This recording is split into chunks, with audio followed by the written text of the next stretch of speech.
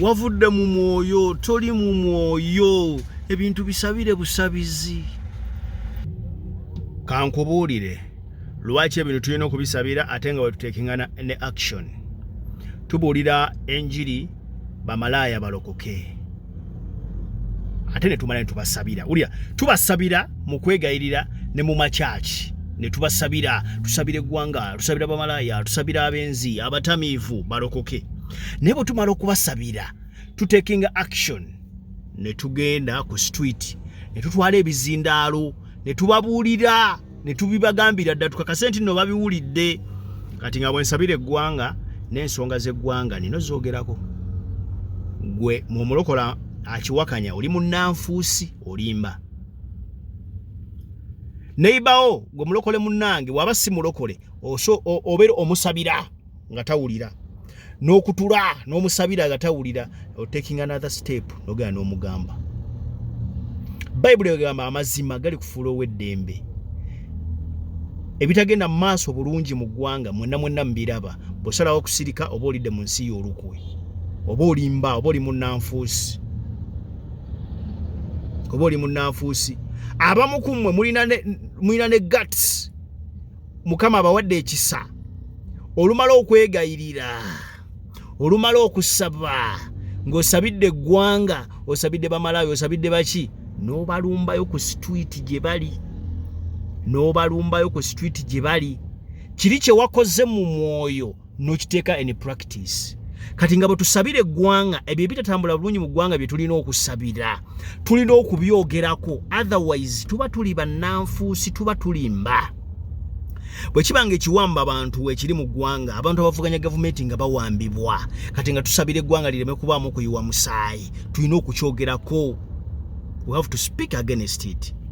Bwe kiba nti waliwo obutali bwenkanya mu kulonda, okubba obululu, n'okuba ati nno abavuganya gavumenti batulugunyizibwa bawambibwa awatali nsonga eri awo wabula nga bawambibwa lwa byabufuzi.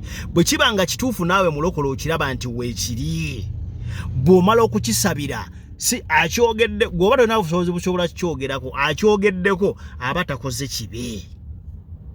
Lwaki ensonga gy'olaba nti yeetaaga kusabira bw'oba olina obusobozi obugyogerako to preach against that action oba that act. Lwaki ate obugamba akyogeddeko ate aba agudde? Mulokole toli munnanfuusi. Mulokole wandiba munnanfuusi. Mulokole olimba. Mulokole munnange olimba. Ebitagenda maaso, ensimbi y'omusolo okubbibwa, ebintu ebitatambula bulungi mu ggwanga. Bwe tutwala okubisabira tubyogereko, kubanga tuyimirira ku butuuti ku TV ne ku ma radio ne twogera abantu bannange mulokoke, bannange muleke ekibi, bannange muleke ebibi, bannange mujjeri Yesu abeetaaga. Nange nkoola abakulembeze abatukulembera wano mu Uganda, mujjeri Yesu abeetaaga. Ebikolwa ebibi mubiveeko, ebyokubba esente z'omuwi w'omusolo, sente z'okulima enguudo abantu abawolu ne bazitwala, okutulugunya abantu abali ku ludda oluvuganya gavumenti, kubanga okuvuganya gavumenti si musango kubanga kiri mu mateeka. Ate tulagira okugonderwa amateeka.